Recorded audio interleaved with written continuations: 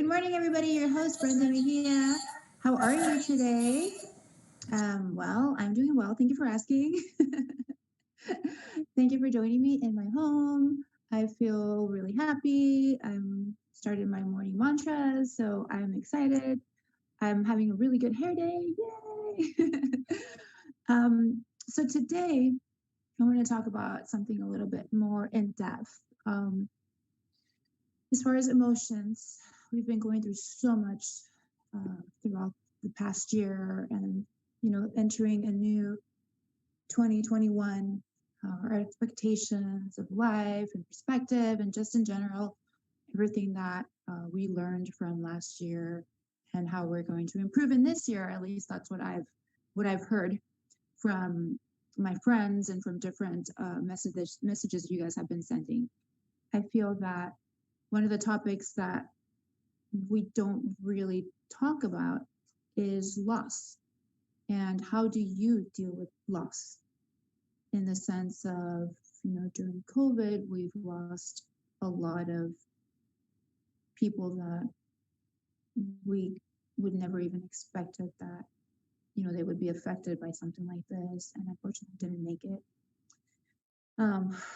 It's been rough.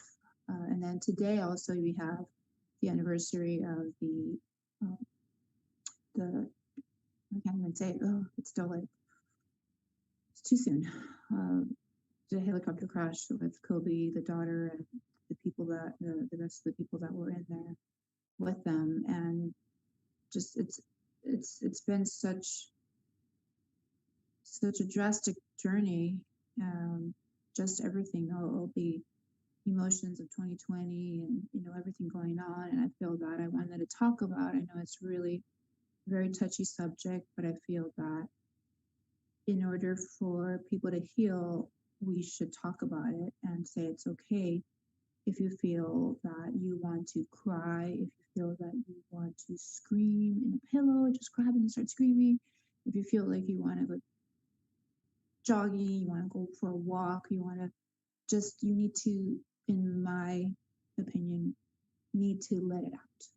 We can't hold it in because we don't want to turn into physical pain. If we look at Western versus Eastern medication, we're in the States, we're so used to, well, you're not feeling good, so you go to the doctor, you get, medicated. And I really try not to go there, in my opinion, for me personally, unless, of course, it's something that I really need to take antibiotics or something, which it's okay. It's everyone's perspective, everybody's choice. It's your body. You deal whatever way you want to. But some people deal with it through, supplements, through herbal remedies, through meditation, through yoga, through spirituality, through religion, through, different ways of processing it. Some people don't want to connect with people. They just, want to be away in their space and healing. Everybody's healing process, what I'm trying to say is everybody's healing process is different, and it's okay. There is no right, there is no wrong. It's just life.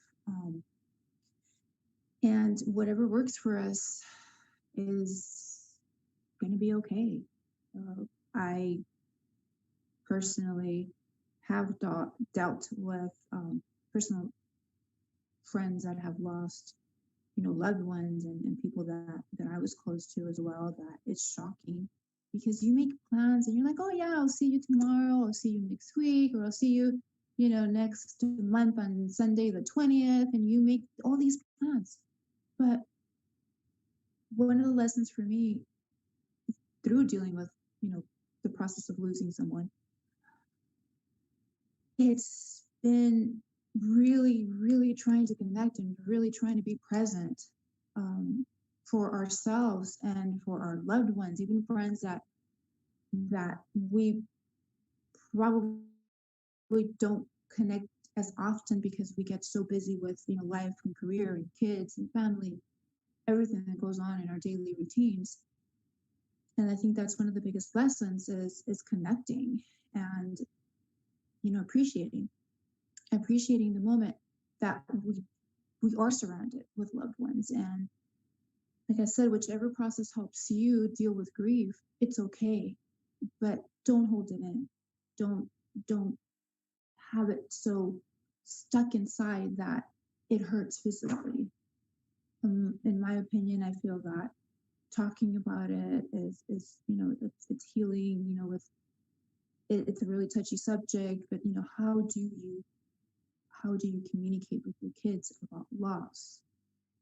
I went through it personally when my grandfather passed. It was so harsh. When my kids were little, and we talked about it, and I said, look, he's not gonna be here with us, but he's always gonna be around, whether you believe in heaven, and angels, and anything that you could possibly believe in. Like I said, it's okay, but it's the process of healing and talking about it and not holding it in, and remembering through music, through maybe literature that they liked, maybe they had a favorite movie, maybe you have personal connections that only you are aware of. But it's okay to continue those traditions, whether they're physically here or not. In my opinion, it helps with the healing. Spirituality, like I said, through religion, talking to your loved ones about it, just keeping it alive, within ourselves, and within the the circle of family or friends that are dealing with grieving and the loss.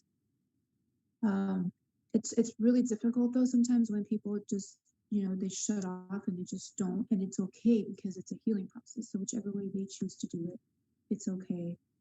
We just need to show up for them, and be the support team, and just be present. That's all I can say. Just be present and remember that it's okay.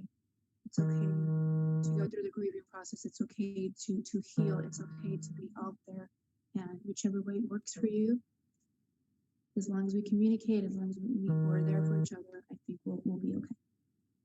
So that was today's subject. It's something very relevant right now, and it's just obviously part of life, and it's a healing process. So whatever we could do for each other, whatever you could do for your family members, your friends, your coworkers, or anyone that's dealing with this process, just show up for them, and even if it's just messages, text messages. I know, like I said, some people don't feel like talking. They don't want to be around people. It's okay, but I feel that as long as they know we're there for them, it's okay. So thank you so much for tuning in. I will see you guys tomorrow, and thank you for all the lovely messages and air hex.